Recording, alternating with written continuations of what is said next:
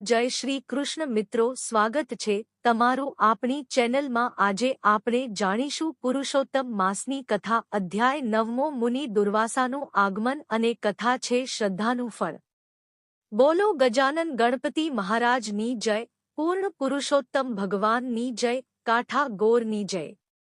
તો શરૂ કરીએ। અધ્યાય 9મો મુનિ દુર્વાસાનું આગમન। સૂત બોલ્યા, હે મુનિઓ! તે પછી નારદજીએ વિસ્મયથી વ્યાપ્ત થઈ શ્રેષ્ઠ બ્રાહ્મણ મેઘાવીની પુત્રીનું વૃત્તાંત શ્રી નારાયણને પૂછ્યું। નારદજી બોલ્યા, હે શ્રી નારાયણ મુનિ! મેઘાવીના સ્વર્ગવાસ બાદ તેમની પુત્રીએ તપોવનમાં શું કર્યું? ક્યાં મુનિએ તેનું પાણી ગ્રહણ કર્યું? શ્રી નારાયણ બોલ્યા, એ કન્યા વનમાં એકલી રહેતી હતી અને પોતાના પિતાને યાદ કરી શોક કર્યા કરતી હતી। પિતા વિનાના ઉજ્જડ ઘરમાં તે એકલી રહેતી હતી। તેનું હૃદયકમળ બળ્યા કરતું। પોતાના દુઃખનો પા તેને દેખાતો ન હતો। એ વખતે સંજોગોસાત અત્યંત ક્રોધી મુનિ દુર્વાસા ભવિષ્યના બળથી પ્રેરાઈને એ પાતળા પેટવાળી કન્યા પાસે આવી ચડ્યા। જેમને જોતાની સાથે સ્વર્ગાધિપતિ ઇન્દ્ર પણ ભયભીત થઈ જાય છે, એ ઋષિ દૈવેચ્છાએ જ તે તપોવનમાં આવ્યા હતા। હે યુધિષ્ઠિર! આ એ જ દુર્વાસા છે જેમને તમારી માતા કુંતીએ બાળપણમાં સેવીને પ્રસન્ન કર્યા હતા, પૂજ્યા હતા અને દેવોનું આકર્ષણ કરનારી વિદ્યા મેળવી હતી। હે ધર્મરાજ!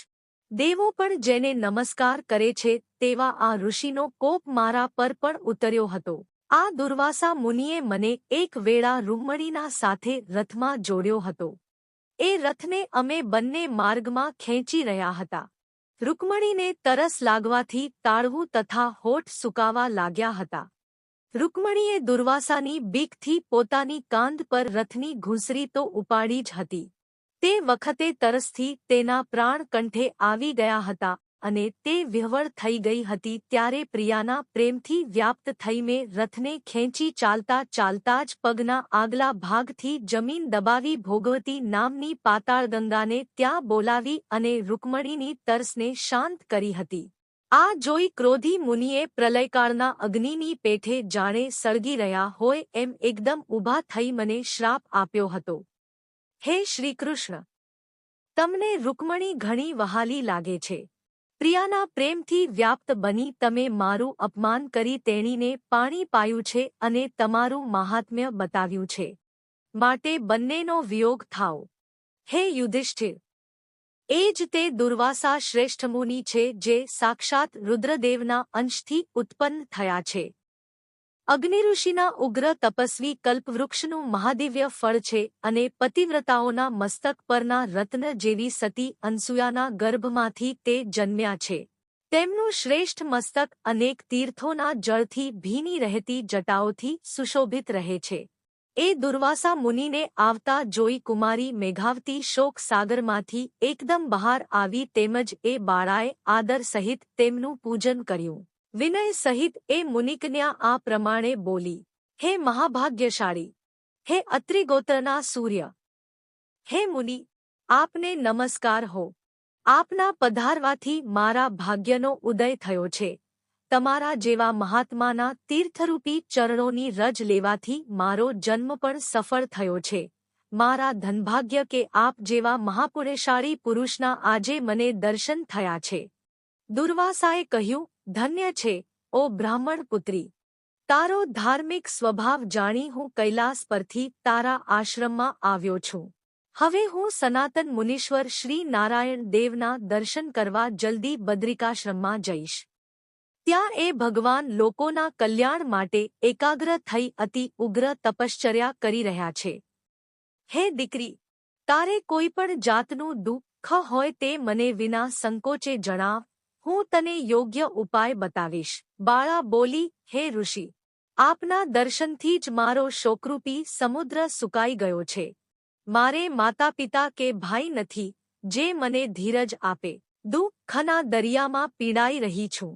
મારા દુઃખને દૂર કરવાનો ઉપાય જલ્દી કરો। પરણવા માટે કોઈ પુરુષ મને ઈચ્છતો નથી। મારો કન્યાકાળ વીતી રહ્યો છે અને એની ચિંતામાં હું કોઈ સુખ પામી શકતી નથી। હું નથી ભાવતા ભોજન લઈ શકતી કે નથી ચેનથી નિંદ્રા લઈ શકતી. કોઈ યોગ્ય પુરુષ મારું પાણી ગ્રહણ કરે તેવી મારી ઈચ્છા છે. આપ મારા પર કૃપા કરી આ દુઃખ દૂર કરવાનો કોઈ ઉપાય બતાવો. એમ કહી આંસુવાળા મુખે એ બાળા તેમની આગળ બોલતી બંધ પડી. દુર્વાસા તેણીના દુઃખને દૂર કરવા તે વેળા વિચારમાં પડ્યા.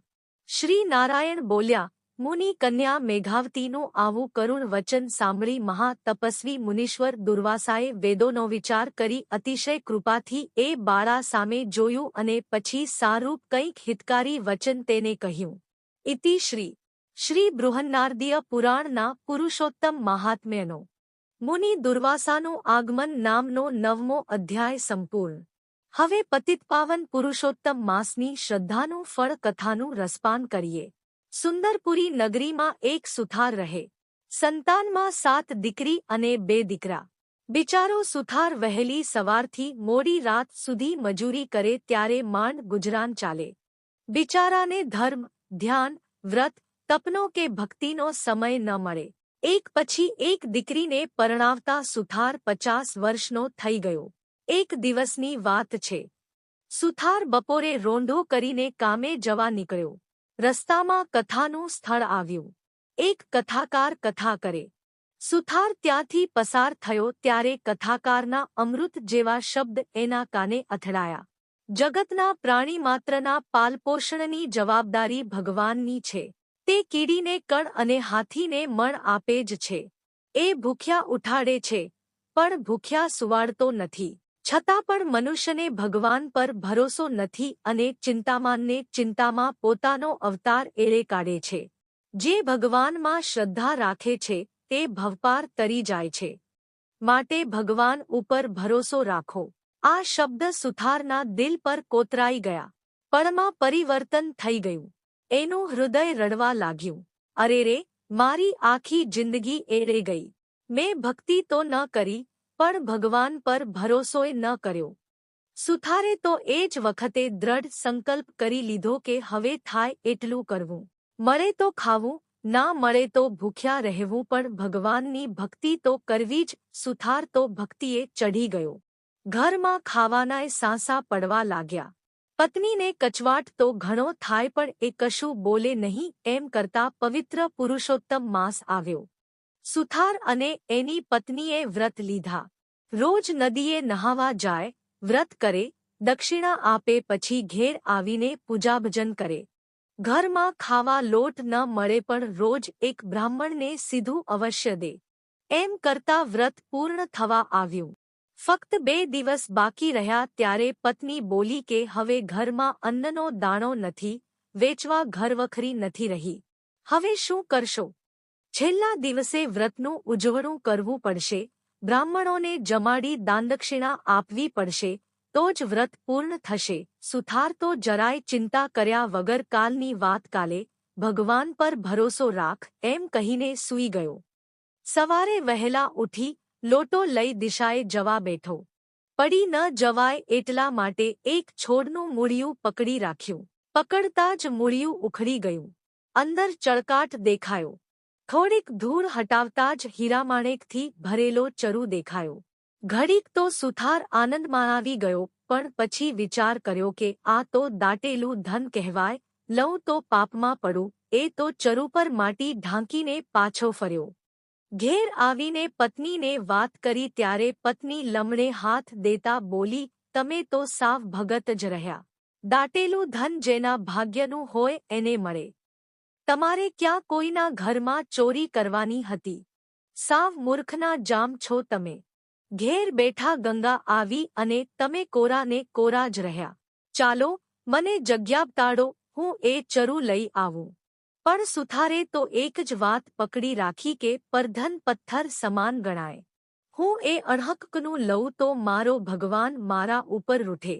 જો ભગવાનને આપવું હશે તો ઘેર બેઠા છાપરું ફાડીને આપશે. પણ પત્નીને લાલચ વળગી હતી. એ તો ઊંચા અવાજે રકસક કરવા લાગી. પણ કોઈ વાતે સુથાર તૈયાર ન થયો ત્યારે પત્ની જાતે ચરુ લેવા તૈયાર થઈ. સુથાર એને સમજાવવા લાગ્યો કે પ્રાત કાળ છે. હવે સ્નાન કરવા જઈએ. વ્રત તૂટશે તો પ્રભુ કોપશે. પત્ની નદીએ જવા તૈયાર થઈ. પતિ પત્ની બંને નદીએ ગયા. હવે બન્યું એવું કે પતિ પત્નીની આ રક્ષક પડોશમાં રહેતા વાળંદે સાંભળી. તરત બૈરીને જગાડી અને બંને ચાદર લઈને પાદર તરફ દોડ્યા. બંનેના મોંમાંથી લાલચની લાળ પડતી હતી. જગ્યા પણ તરત મળી ગઈ.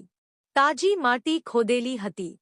વાળંદની બૈરી તો જલ્દી માટી હટાવવા લાગી. ચરુ દેખાતા જ એ ચીસ પાડીને હટી ગઈ. હીરામાણેક અને સોનામહોરના બદલે પીળા વીંછી. વાળંદે માન્યું કે સુથારે મને મારી નાખવા માટે જ આ ત્રાગડો રચ્યો છે. હવે તો એને પણ દેખાડી દેવું. વાળંદે ચરુનું મુખ બાંધીને ચરુ ચાદરમાં વીંટાળી લીધો. બંને ઘેર આવ્યા. વાળંદ છાપરે ચઢી ગયો. સુથારના છાપરે જઈ નળિયા ખસેડ્યા અને ચરુ લઈને ત્યાં જ બેસી ગયો. સુથાર અને તેની પત્ની નદીએથી આવ્યા. સુથાર પૂજા કરવા બેઠો. લાગ જોઈને વાળંદે ચરુ ઊંધો વાળી દીધો. પણ આ શું? વીંછીના બદલે ખડી ખડરડ કરતી સોનામહોરો વરસી. સુથાર તો આભો થઈ ગયો. સુથારની પત્ની વરસતી સોનામહોરો ફાટી આંખે જોઈ રહી. પ્રભુની કૃપા જોઈ સુથાર ભાવવિભોર થઈ ગયો. ભગવાને ઘેર બેઠા છાપરું ફાડી ધન આપ્યું. હાથ જોડી બંને પતિ પત્ની પ્રભુનો આભાર માનવા લાગ્યા. આ બાજુ અદેખો વાળંદ અને તેની બૈરી વાટ જુએ છે કે હમણાં સુથાર રોકકળ કરતો કાળી ચીસો પાડતો બહાર આવશે. પણ ઘણી વાર થઈ છતાં કાંઈ ન બન્યું એટલે એણે અંદર ડોકિયું કરીને જોયું તો સુથાર અને તેની પત્ની ઊંચા અવાજે પ્રભુના ગુણગાન ગાય છે. વાળંદ દાંત પીસતો અને હાથ મસતો રહી ગયો. મળેલું ધન સુથારે સદકાર્યમાં વાપર્યું. સદાવ્રત ખોલ્યા. ખૂબ દાનપુણ્ય કર્યા. નિત્ય પ્રભુ ભજન અને ધર્મધ્યાન કરવા લાગ્યા.